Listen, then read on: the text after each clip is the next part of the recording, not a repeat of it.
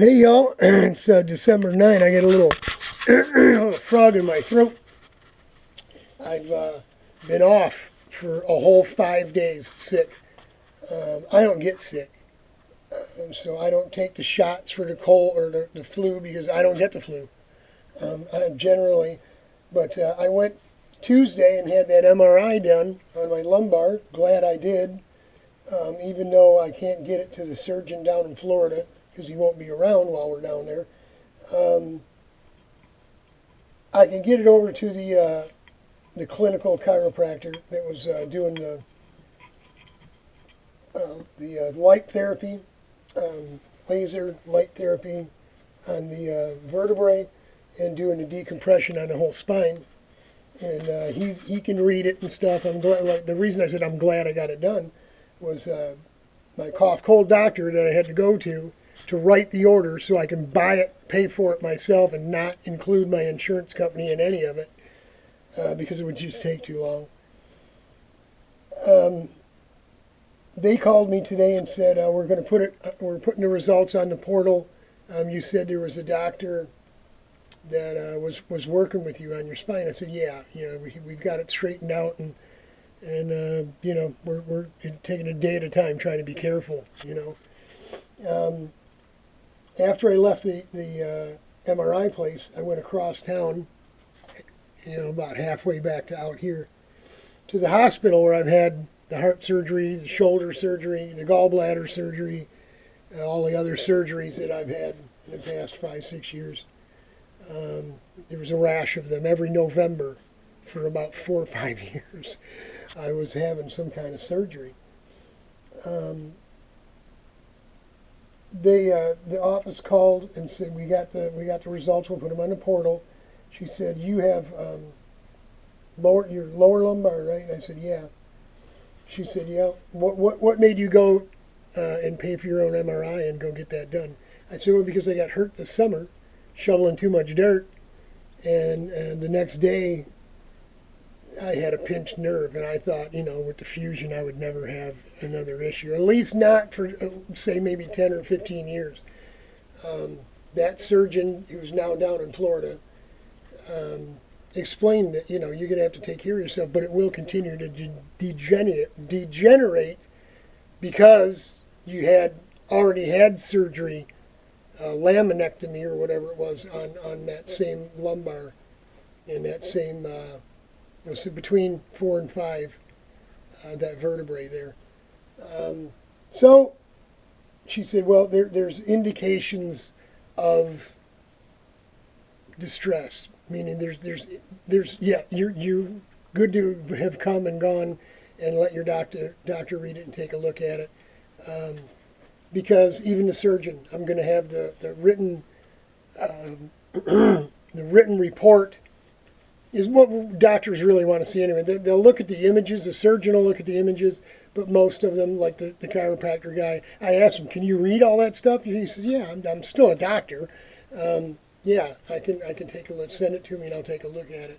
So I'm going to probably call them and make an appointment for after the first of the year to bring it over, the imaging on the disc and all the written report stuff. Even from before the fusion, and this is the only one I've had since the fusion, so he can see. If the girl on the phone's telling me it's degenerated and bad, best that we went ahead and did it. But I went over to the hospital to get all my past images and the past written reports for those images. And when the girl said, well, what do you want, just the back? I said, no, I want everything. She goes, do you know what that means? She goes, for the shoulder. She says, and the heart. She said, you want the CAT scans, the x-rays? I said, I want it all. I want all my images. I want them. She said, you better go have a seat. It's going to take a while. So I sat down in the hospital waiting room. She called me up. It really only took about a half an hour to load them all onto a disc. She called me over, and I picked up a pen out of the little metal wire bucket, right? Print and sign on the dotted line, put it back in the wire mesh bucket. Didn't realize they don't have a clean one, used one, new one, used one, clean one. You follow me? You know what I'm going to say, right? I went through the hospital to the paperwork place. There's really only one lady there, but you never know who's touched that doorknob and stuff like that. And so got home, did my thing. We had dinner, whatever we did. Woke up Wednesday morning. I'm sick. No cough, none of that, but really bad sinus headache. My whole head, like your head felt like a bowling ball, and somebody was banging on all sides of it at the same time. Once I blew my nose and got some nose spray in and could breathe and everything, it made it a bit better, but it was still, I mean, just sensitive to the touch back then too. If you put your head, I'm falling asleep watching TV, and if you put your head on it, as soon as it touches a pillow, the throb and banging starts all over again. So it was miserable. Then Thursday I threw up 5 times. 5 trips to the can between 4:30 and about 9:30, 10 o'clock. I got a hernia here, right at the bottom of my breastbone, at the bottom end of the incision. I don't know if you'll be able to see it. It's right here. You see that? Yeah. So, you go in there and hurl. And I hurled, like, I am not exaggerating, at least 10 times before I was done, I guess, for the moment. And I didn't hold my hernia, so it blew out. It's even bigger now. And that caused a pain like I've never felt before. It hurt my stomach. It hurt my muscle, the hernia. It hurt my chest, my heart. Trust me, man, I was praying hard. Tears in my eyes. Jesus, either take it away right now or just take me, because I can't stand it. Was, I mean, so bad, that kind of pain, like when you break your leg, you can't stop moving. That's why you see the NFL guys, right? They get racked from behind or racked from the side, and they're laying down, and the guys are trying to talk to him, and he's moving all around. Man, it's because it hurts so bad you can't sit still. It's just crazy. So it eventually went away, and the next trips to the can, talking to Ralph on the big phone, I just held it in. Try puking one-handed. It's not easy. So that took 5 days. So we lost 5 days working on the go-kart. And that was Sherry, she didn't want to be on the movie. As you can see here, we've had a little leak. And I think it's all the rest of this stuff looks pretty dry. It's got the Yamabond on it. But it is dark spot. This is right where it was leaking from, not from the drain. This is straight ahead, level, and it was leaking from right here where that black mark is. If you look here, it's obviously that stuff that's missing isn't on here. It's nice and clean. So I thought at first, maybe when I got that off, maybe it was just the fact that. Maybe the gasket sealer, it's Yamabond, and it's been on there for 3 or 4 years. Been on there for a while, so. But this kind of shakes me up a little. Hang on, take a look at this. I don't know if you can see all the way down here. I'll try to move it just a little bit more. Any more, and you're going to tip over onto your head.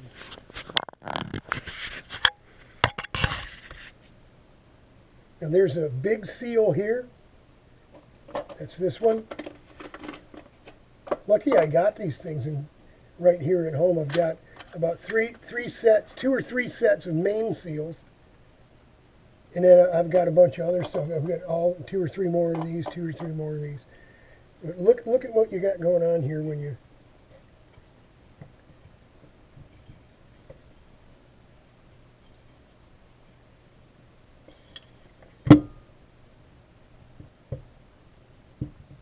That's pretty sloppy. That's a pretty sloppy seal. That isn't very tight at all, folks, eh? I thought if it was leaking from there, that you would definitely see it down the back side if it came through here, or it would come out of here. So tomorrow we're back to work. We're going to get this engine finished up. I just took the head off just to see what was going on, make sure everything was okay in here. I didn't want to get down there. And, like Alex and Kim Watsky, first time I met those guys, they come out to a Grattan test day, and this will date how long ago this was. They had a sprint cart, some kind of sprint cart with a Honda shifter on it. And they had, and their guys were pushing them. I think Richie Warren was there. He was trying to push him to start him. A couple other guys were taking turns, and it just it wouldn't fire. He said, so Kim come over and said, he was all angry, and he says, "Is there any way we can get our money back?" I said, "What's going on?" The cart won't start. It ran last weekend at Lansing when we went out there to mess around. It ran when we shut it off and put it in a trailer to come home. I said, "What's wrong with it?" He says, we took the head off. It's slightly stuck on the back of the. I said, "I'll be darned." I said, "You never made it out." And he says, "Nope, never made it out." And it was still 10:30 in the morning. I said, "Kim, I'm sorry, but there's no returnsies. You know, I mean, without you paying your part, we can't rent the track." So he was mad as a hornet. But it is what it is. You don't want to get down there if you haven't. It's been 3 years since this thing run. That's why I went through the whole brake system. You know, and now I'm doing the work I should have been doing when I had lots of time. But we've lost 5 days, Wednesday, Thursday, Friday, Saturday, Sunday. Today's Monday, the 9th, 15 days to go. No chance I'm going to get to working on that seat. I kind of had a backup plan in place with this aluminum seat. Richard got me some nice, thick, workable foam. I'm going to pick up some contact cement tomorrow, not the spray glue, because contact cement is made for automotive foam and upholstery and stuff. And so that's what I'm going to go get a quart or so of that stuff. And once we get done with the motor, we'll just put a blanket over that. We'll start working on the seat and what have you. We're going to get the foam for padding fitted in first. And then I'm going to buy a Sparco seat cover kit from CKS. And it's for a sprint seat, but it'll piece in real nice. And it'll actually make it look a little standard OEM, you know, when it's all said and done. But that's it. We got pump mount, a fuel pump mount, and a mount for the bottom of the air box to make yet for that there, and then we're done. This one here, we get this stuff put back together with new, and I'm going to put the seals in because we got it apart. Whether that's the problem or not, I guess it doesn't really much matter. We're going to do that anyway. And pretty things up and get it all put back together. We're working on the sump tank. We've already filled in the whole vent portion of the cap because this is going to be sealed, right? If I was a genius, I'd have left the plug in here and used this as a vent going back to the tank. We could just put a tiny little saw cut or something around there so we could get something on it. And that would be our vent back to our main tank, which is the big aluminum tank. We just hook it up to the vent on that one over there. But, you know, it is what it is. It's all good. We're going to use a fitting because if this thing something comes undone and unseals the sealed vent, so because it has to vent back through the main tank, right? You let this thing fill up. You take the cap off, or you take the fuel line from your carburetor off, and you hold it up, and you watch the fuel come up, and wherever you want it to be, say like this high. Then you go ahead and put it back on the carburetor, and now it's a sealed little unit, right? We'll have one fitting here. It's got an L90 that's going to feed in, and then we'll probably put the exit out to the carburetor, maybe across from there, you know, and good to go. This will be a plug. Oh, I'm sorry, this will be a 90-degree brass fitting or fuel tank fitting going back for the vent. So fuel in, vent to atmosphere, fuel out to the carburetor. I know it's a lot to take in. I'm a little foggy sounding, but yep, that's it for Monday. This thing says 15 minutes. I hope it's not split in two. I hope it's not 30 minutes. But that's it. That's all I got for you today. We had some hardware seeking. We're going to go get that glue.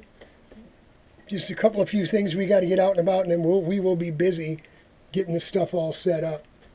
I just don't think at Daytona without the sump tank pulling the gas all the way. Yes, it did it at Grattan. It pulled it all the way from the other side of the cart.